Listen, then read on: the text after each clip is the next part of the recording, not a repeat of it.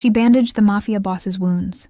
Suddenly, 200 of his men surrounded her house. Subscribe before the story ends, and let us know from which country you are listening to this soothing story. The rain fell like shattered glass against the old clinic windows. Midnight. The clock above the counter blinked 12:03 a.m., the hour when even the city seemed to stop breathing. Emily pressed her hand to her aching temple. Another long night. Her white nurse uniform clung to her damp skin, the faint scent of antiseptic and rain mixing in the air. The clinic was silent now, the kind of silence that felt alive. The doctor had left hours ago. She was the last one. She sighed, turned off the examination lamp, and reached for her umbrella. Just as her fingers brushed the light switch, something caught her eye. A dark, wet smear of blood near the door. She froze. Her heartbeat stumbled. What the she whispered, staring at the crimson stain glistening under the flickering light. For a moment, she thought it might be her imagination, maybe a spill from earlier. But no, it was fresh, still wet. The rain outside was relentless. Through the glass door, she saw only an empty street. No headlights, no footsteps, no one. Her breath fogged the glass as she leaned closer. That's when she felt it. Cold metal pressing against the back of her neck. Emily's body locked. The world spun. A man's voice, low and rough, came from behind her, not loud, but heavy, dangerous. Don't move. Her throat went dry. Turn around slowly, the voice ordered. She turned, trembling, and found herself staring into the eyes of a stranger who looked like he had just crawled out of hell. Tall, broad shoulders, dark hair clinging wet to his forehead. His black shirt was torn, soaked with blood on the right side, a gun in his left hand. His eyes, storm gray and sharp, carried both pain and power. "Who are you?" she whispered, her voice barely audible. He winced, gripping his shoulder where the blood ran down to his sleeve. "No questions," he said through clenched teeth. Just fix this." He staggered forward and dropped the gun on the counter, his other hand pressing against his wound. "And give me a painkiller," he added, "but not the kind that puts me to sleep." His voice cracked on the last word. Emily stepped back. "You're bleeding badly. I have to call the police." Before she could finish, he moved fast.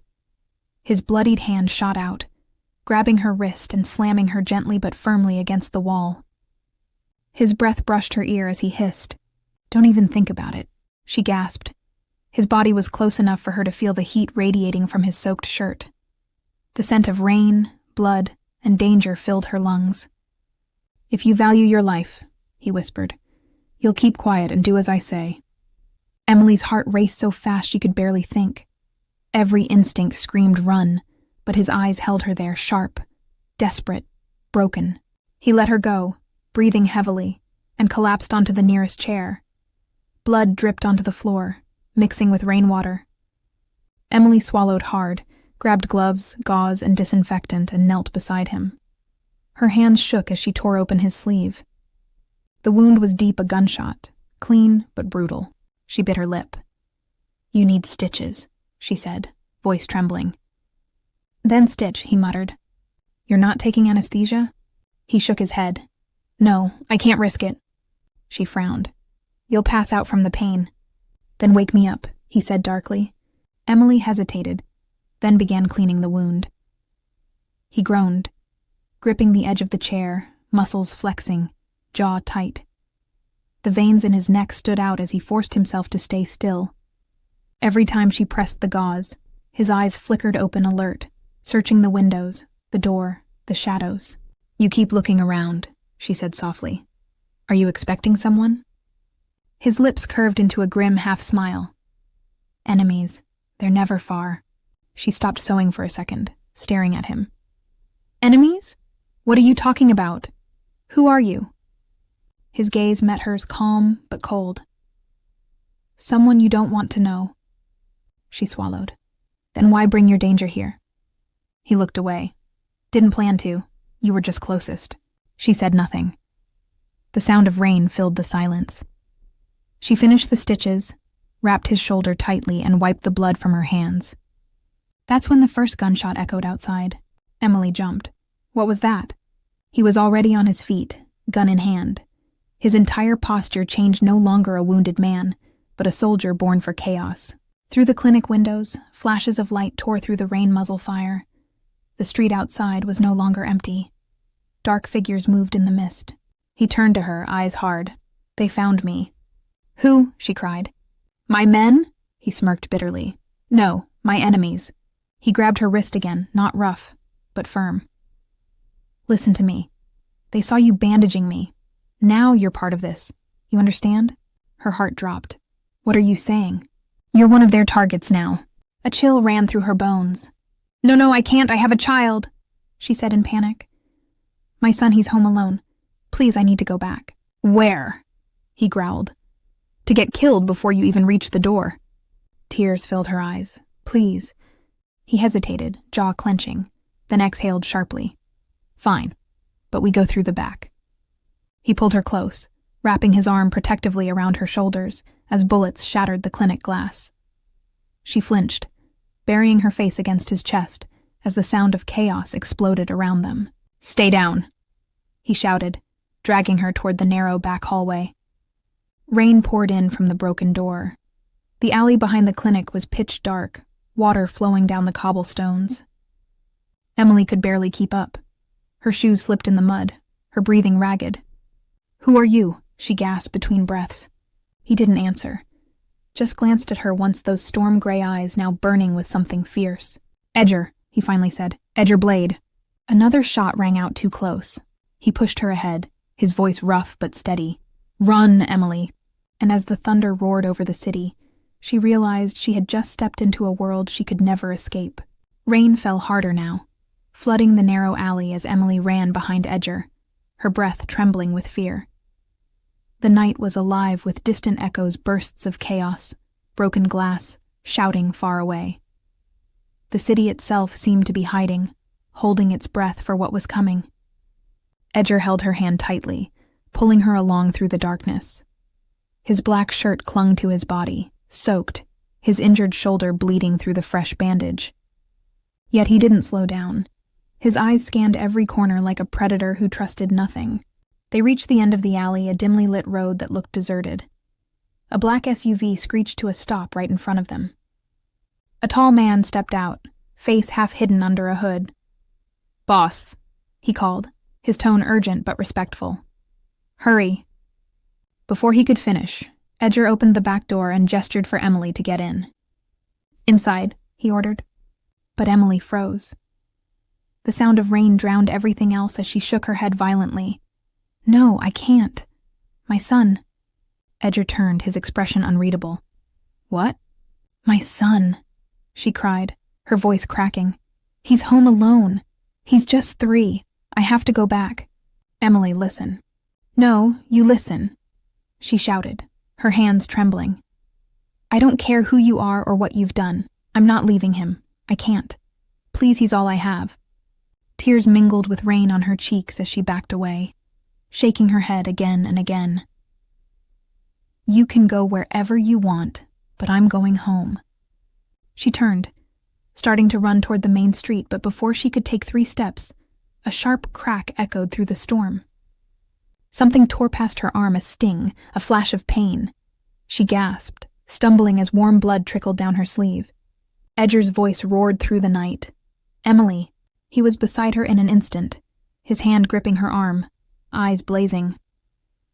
"I told you not to go out there." Winced, clutching her bleeding arm. They're shooting." "No," he growled, scanning the shadows. "They're aiming." His jaw tightened. "And now they know who you are." He looked straight into her eyes, gray, meeting terrified brown, and said coldly, "You've seen my face. You think they'll let you live after that?" Before she could protest, he scooped her up with one strong arm, opened the SUV door, and practically threw her inside. "Drive," he barked. The loyal man hit the accelerator. Tires splashed through water as the SUV sped down the empty street, swallowed by the storm. Emily pressed her bleeding arm against her chest, her breath coming in sharp gasps. "Please, please stop. My child, he's alone. I can't leave him." Edger's gaze softened for a fleeting moment. He looked out the window, rain running down the glass like tears. Then finally he said, "Where?" "What?" Where's your home? She blinked in disbelief. You'll take me there. He didn't answer. He only leaned forward and gave the driver an address. The vehicle turned sharply into a narrow lane. The buildings here were older, the kind that whispered of forgotten lives. Emily pointed ahead, voice trembling. That one third-floor window with the blue curtain. Edgar nodded once. Stay here. But she grabbed his wrist. No, I'm coming. Emily. He's my son, she said fiercely. Their eyes met a silent battle, and then he gave a single nod. Stay behind me. The SUV stopped. The driver kept the engine running. Edgar stepped out first, scanning the street. Rain pooled around his boots as he gestured for her to follow. They moved quickly, quietly, through the back entrance of the apartment building. The hall smelled of damp walls and detergent. Each creak of the stairs echoed like thunder. At her door, Emily's hands shook as she turned the key. Her heart pounded so loudly she thought it might wake the whole building. She pushed the door open slowly. Inside, everything was still. The soft hum of the refrigerator, the faint ticking of the wall clock, and on the couch, curled under a small blanket, her little boy. Tears rushed to her eyes. She ran forward and knelt beside him, brushing his soft hair with trembling fingers. Ethan, baby. He stirred but didn't wake. His tiny chest rose and fell peacefully. Behind her, Edgar stood silent, watching. Something in his gaze changed. For a man who had seen too much blood, the sight of that sleeping child hit differently. Grab what you need, he said quietly. We don't have much time. Emily quickly packed a small bag, her son's clothes, his favorite toy, a few essentials. Her hands were shaking too hard to close the zipper. Are you sure they'll come here? She asked, voice barely above a whisper. Edgar's eyes met hers, steady but grim. They saw me run this way. They track everything. It's only a matter of time. She looked at her son again, sleeping so innocently, unaware of the danger surrounding them. He's just a child, she said softly. He didn't ask for this. Edgar's expression darkened. None of us did. He lifted the boy gently into his arms. You drive, he told his man. Take the long route. Emily followed, clutching her bag, glancing back once at the small apartment that had been her whole world. The toys on the floor. The family photo on the table. Everything she had built, gone in one night. As the car sped away again, she stared out at the rain-soaked streets. Her reflection in the window looked like someone she didn't recognize, pale, frightened, lost. Edgar sat beside her, silent, holding her sleeping son carefully, like something fragile. The storm raged outside, but inside the car, there was only the sound of her heartbeat and the low rumble of the engine. Where are we going? She whispered finally. He didn't look at her when he answered. Somewhere they can't find you. Her voice cracked. And you? He gave a faint, bitter smile. They've always found me. Emily stared at him, realizing too late that the moment she bandaged that man's wound, her life had changed forever. The city lights faded behind them. Ahead was only darkness and a road that led nowhere she knew. They drove until the city lights blurred into streaks of orange and gray. Rain thinned to a mist. Emily held Ethan close, his head tucked against her collarbone, breathing slow and even. She stared at Edgar in the dim car light. He sat motionless, profile sharp, like a statue carved from shadow. The SUV turned down a narrow lane, then another, and finally stopped at a gate she would never have noticed if she'd been looking for it. Edgar stepped out first, moving with the lithe, sure steps of a man who had walked dangerous lines his whole life. The driver stayed in the car. This way, Edgar said, and led them through a side path. The house they reached was not what she expected. It sat hidden behind high hedges, small and quiet, with warm light spilling from curtained windows. A tidy porch, a garden path slick with rain. Inside was another surprise. The place smelled of lemon and wood smoke.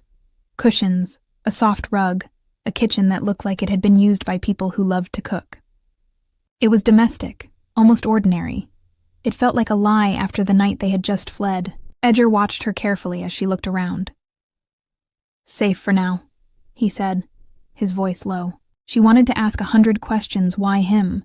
Why this house? But the moment she felt Ethan stir in her arms, questions fell away. She carried him into a small room with a cot by the window. He looked so small and untroubled that for a second she forgot the world outside. "I'll stay with him," she whispered. Edgar nodded. "I'll be outside. I need to clean you up properly first." He guided her toward a bathroom that looked like it belonged in a different life. There was hot water, soft towels, a bar of soap scented with herbs. He closed the door behind them. Emily stared at him for a beat. The man who had come through her clinic door, wounded and wild, now standing in a warm bathroom, sleeves rolled, water steaming on the tile. He handed her a towel without a word. His hands were steady as he helped her out of her wet clothes, careful and calm. She felt vulnerable under his gaze, like a secret being exposed. "Go on," he said, "wash." She stepped into the shower and let the water run over her. The warmth loosened the tightness in her shoulders. Her hands trembled at first, then slowed. She washed the night away, the fear, the sharp images, the memory of the cold metal at her neck. When she finished and wrapped herself in the towel, her hair clung to her skin in damp, dark strands. He was waiting by the sink, his bandage clean now, a new strip of gauze tucked neatly in place. His face was softer than she expected. He moved like a man who had been around care before, like family hands had once tended to him. He led her back to the small kitchen. A pot simmered gently on the stove. The smell of onions and garlic and something sweet filled the room. Her mouth made a small surprised sound. "What are you making?" she asked. He didn't look up. "Something simple. Eat. You need strength." There was no flourish in his voice, no show, just the matter-of-fact tone of someone who fed people often. She watched him move. He cracked an egg with a practiced flick, stirred the pot, tasted and added a pinch of salt. The motions were domestic and tender. For a moment, Emily saw an image that did not belong to the man she had met in the clinic, him as a father, a brother, a man who took care of a family. It conflicted with the image of him pressed against her in the rain, with a gun in the back of his jacket, with men hunting him. "You cook like a family man," she said before she could stop herself. He gave a small, sharp laugh that had no joy. Family was a different story. She folded her arms around herself and remembered the medal to her neck, the warning not to call the police. She thought of her parents gone, and of the 3 long years she had raised Ethan alone after his father left. The memories made the ache in her chest raw. They ate at a small table. The food was simple: honest warm bread, stew, soft eggs. Edgar watched her as if he were measuring how much it took to calm her. The way he ate was quiet. He watched her reactions like a man reading a map. When Ethan slept on, breathing even in the cot, Emily moved to the worn sofa and sank into it. Edgar sat across from her, and after a long, measured pause, reached for a cloth and began to check the bandage on her arm. He worked with careful hands, lifting the gauze, wiping gently. There was tenderness to his touch that made her skin prickle. "You shouldn't have been out there," he said quietly. "You're not safe." "You brought me here," she replied. Her voice was steady, but inside it trembled. "You dragged me into your mess." "I didn't have a choice." His jaw tightened. They were closing in. They were both quiet for a moment, and then, because the silence felt like pressure building, he asked another question, blunt and simple. "Is he yours?" he asked, nodding toward the cot. "Yes," she answered without hesitation. "Ethan is mine." "Your husband?" His tone was neutral. She let out a bitter little sound. "No. My boyfriend left when I told him I was pregnant. I had the baby alone. I raised him alone. I work as a nurse. My parents died years ago. That's my life. I don't need anyone's pity." There it came, the story she had held close, the truth she returned to like a wound. She spoke quickly, words tumbling out to fill the quiet. Being alone. Working nights. Saving every extra for diapers and milk. Her voice was steady, but the memory of sleepless nights and lonely birthdays softened it. Edgar listened. He looked at her, but when his eyes softened, she bristled. She did not want his pity. "Don't feel sorry for me," she snapped, standing too quickly. Heat rose in her chest, anger like a shield. "You don't get to feel sorry. You're the reason my life turned upside down tonight. You walked in here with your what you are, and now I'm running. I could call the police. I should call them." Her hands shook. The thought of calling was safety itself, bright and sure. But when she glanced toward the window and saw no signal bars blink on a phone because there were no phones, the sharpness of her resolve dulled. Edgar's expression hardened. "No phones here," he said simply. He did not explain. He didn't need to. The house is quiet. The lack of screens, the absence of any line to the outside world told her the rest. This was isolation, intentional and complete. "You think I'd let you make that call?" he asked. Not angry, but certain. "You're not going anywhere until they're convinced you don't know me." "You can't keep me," she hissed, though the edge in her voice was thin now. He stepped closer. The space between them charged. For a second his face was close enough that she could see the tiny scar along his jaw, the way his breath caught. He smelled of the stew, and of smoke, and something darker beneath. His hand brushed the edge of the table as if steadying himself. "Look at me," he said. She met his gaze. It was an intimate thing, like being scanned, like someone opening a door and stepping inside. "I won't hurt you," he said, and there it was, a confession that was not a promise, but something softer and yet stranger. Her chest tightened at the proximity, the care. A sudden, ridiculous thought struck her. This was the man who had threatened her with a cold gun at her neck, who had warned her to be silent. Now he was sitting in a warm kitchen, tending to her, watching a sleeping child. Her life had folded into contradictions.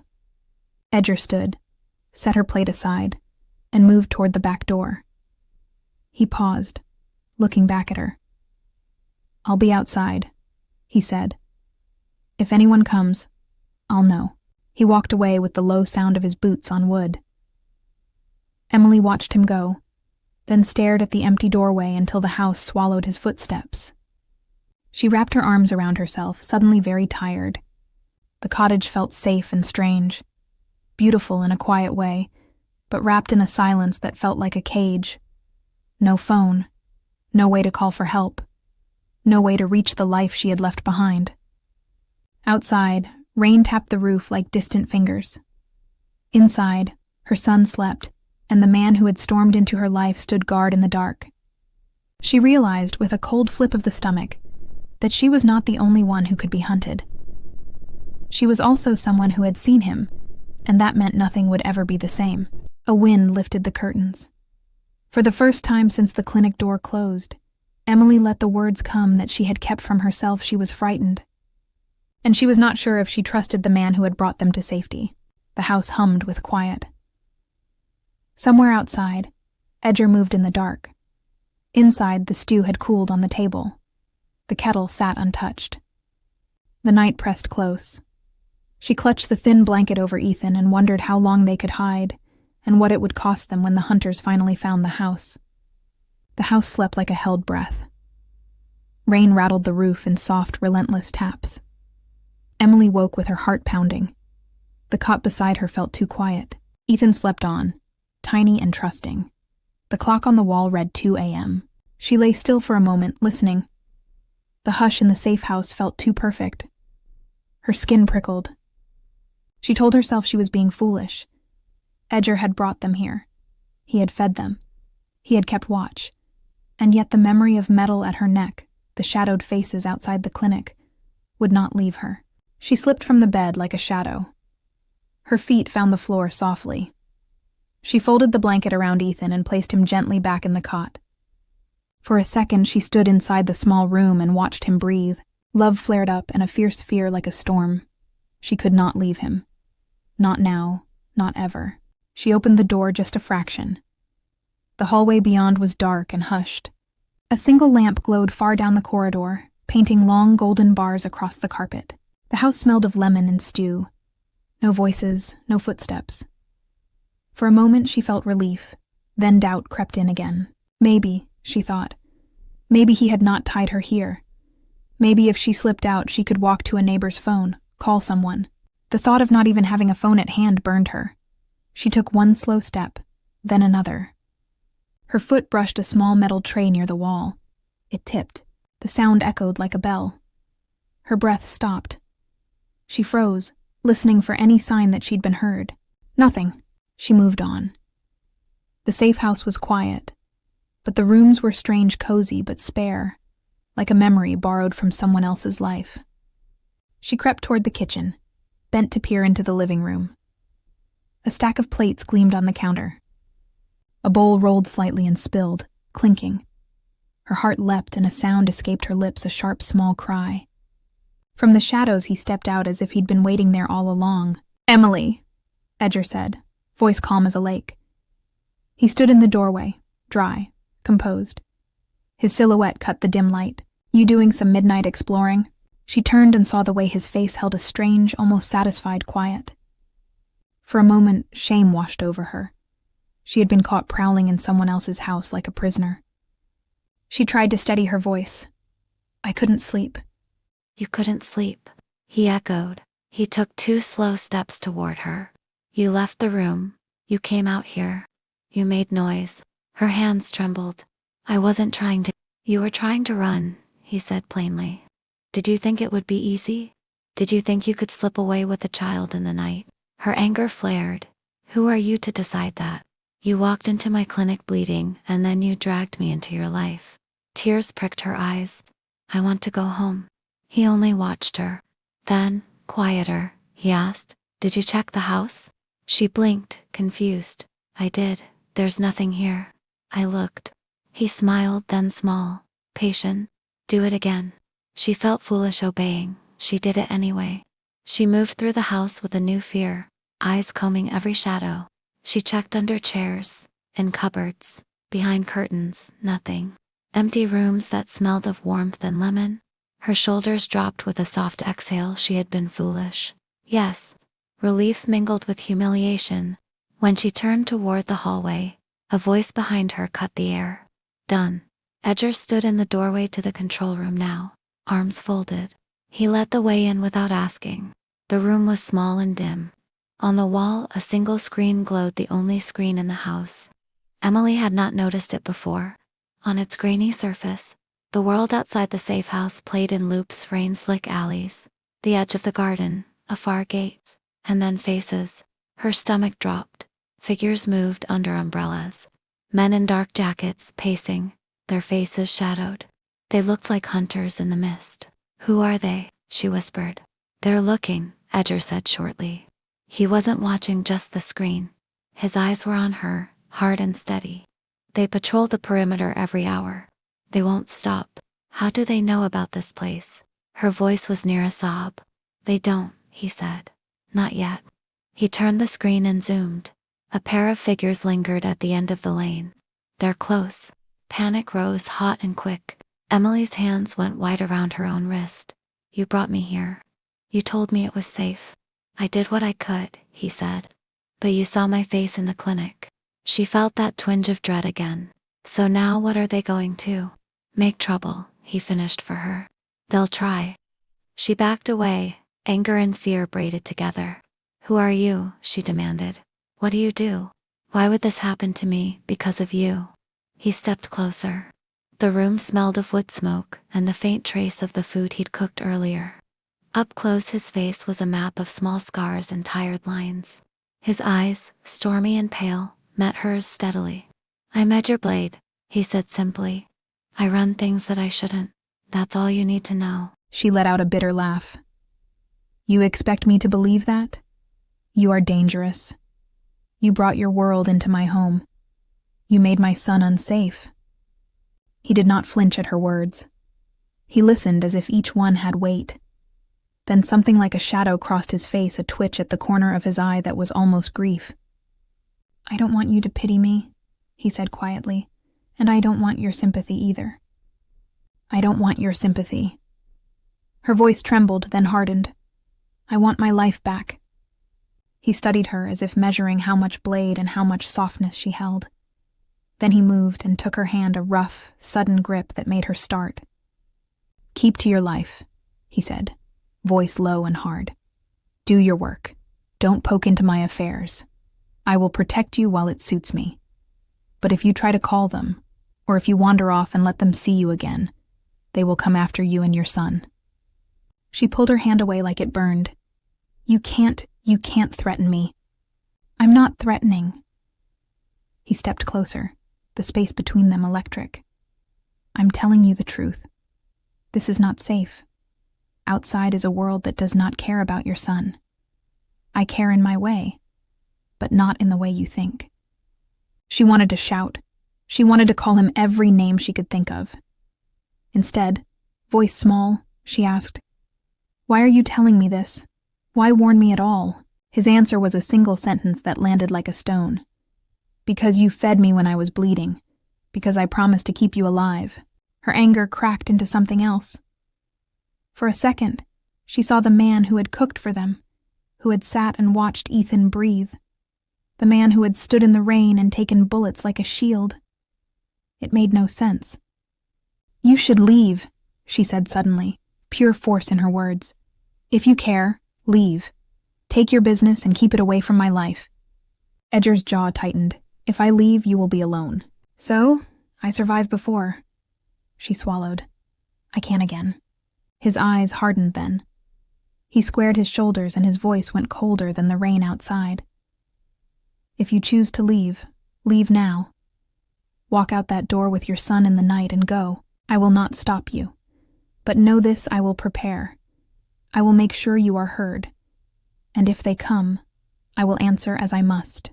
He reached the door, turned once, and with the shadow of a man who had lived in war, he closed it firmly behind him. The final click of the lock was loud.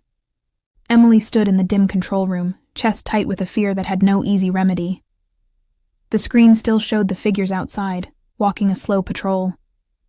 She sank into a chair, trembling, and placed her hands over her face. Her shoulders shook with silent sobs. She returned to the small room where Ethan slept. She sank to the floor beside him and let the tears come. She had wanted safety. She had wanted to call for help. Instead, she had a man who could be both savior and jailer. Outside, the rain kept falling.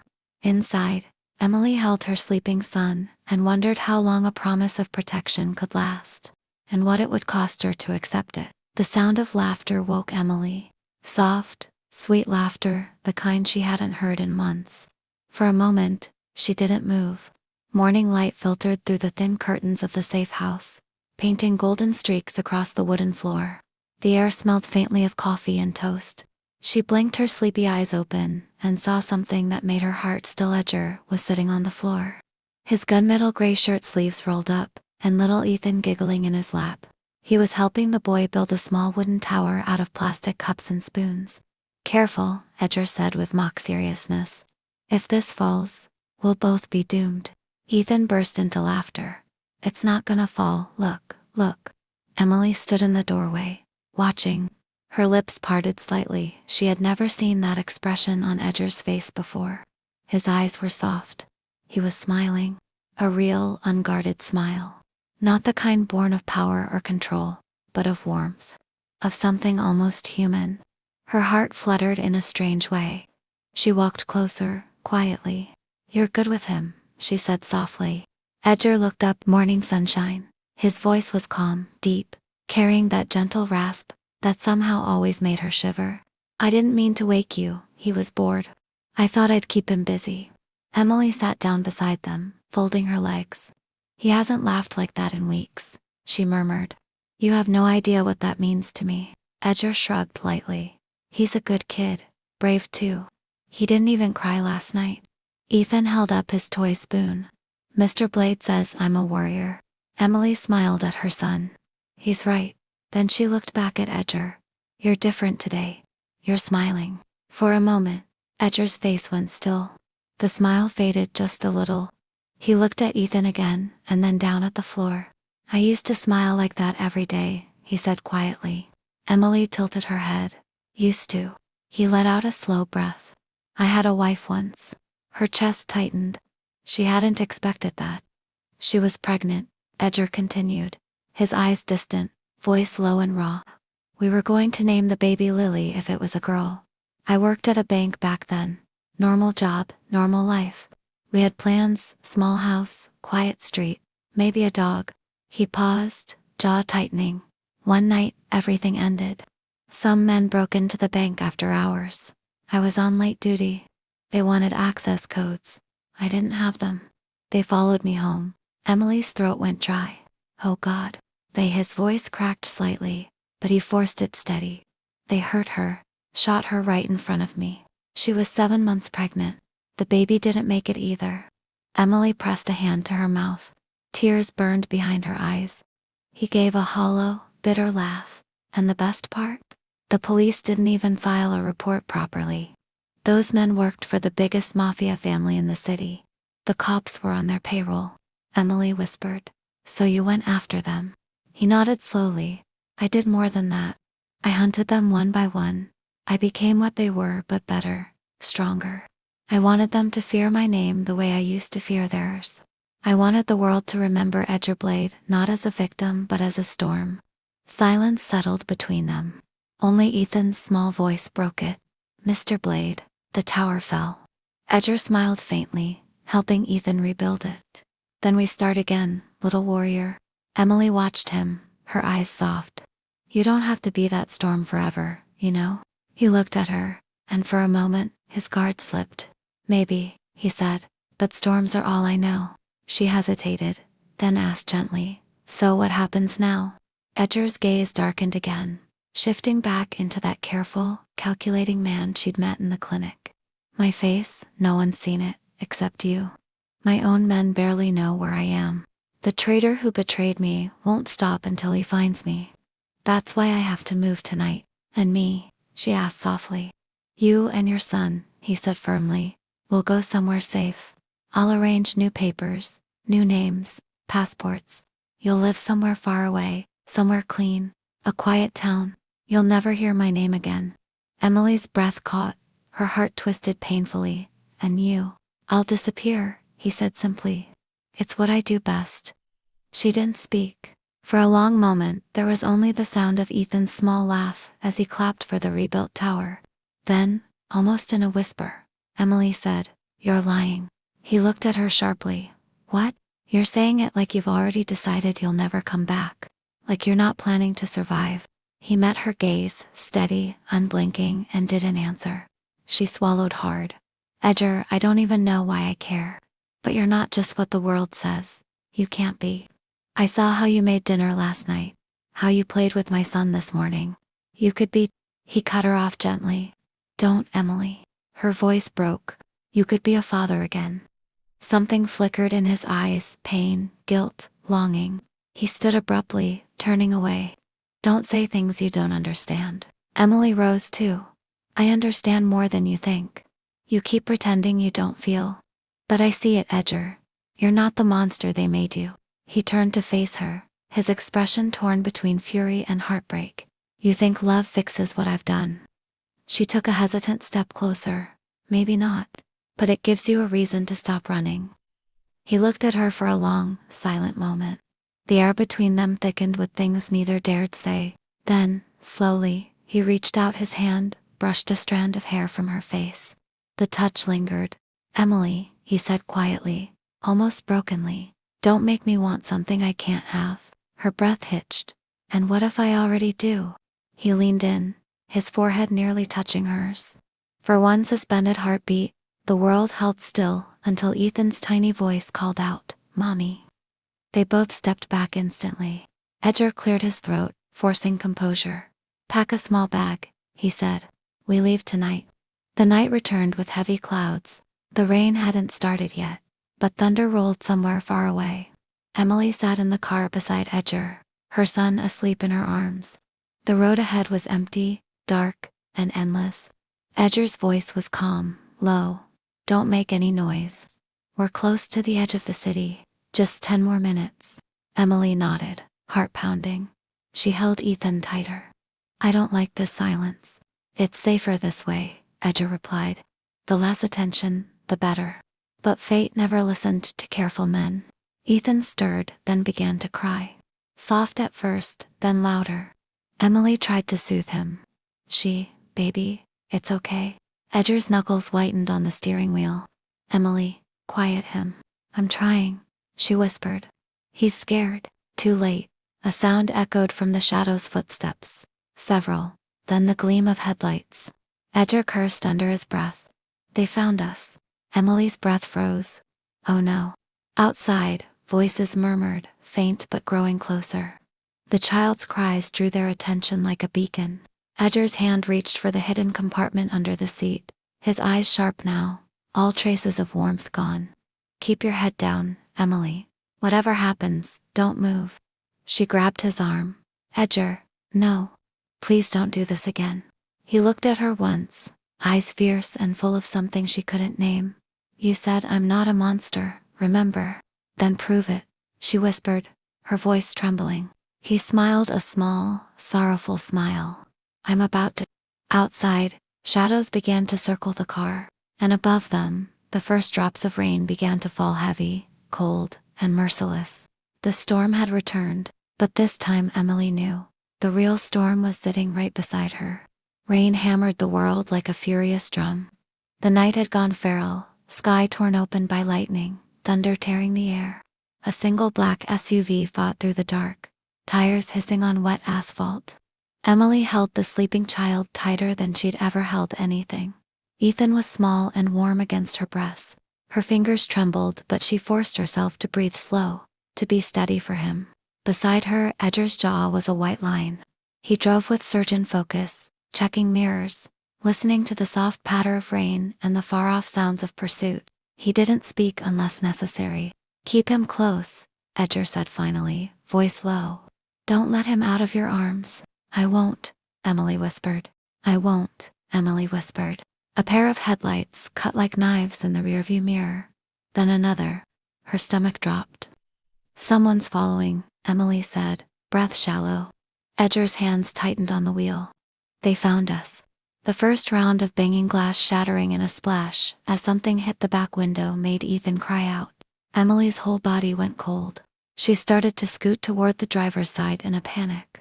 Edgar's voice was a blade. Stay down, do not get out of the car. He slammed the accelerator. The SUV fishtailed and tore onto a dirt track that led into a crooked stand of pines. Rain spat in sheets. The chase turned into a raw animal thing engines. Shouts the bright heads of lamps cutting swaths of white through the dark. Edgar swore under his breath, then snapped. Listen to me.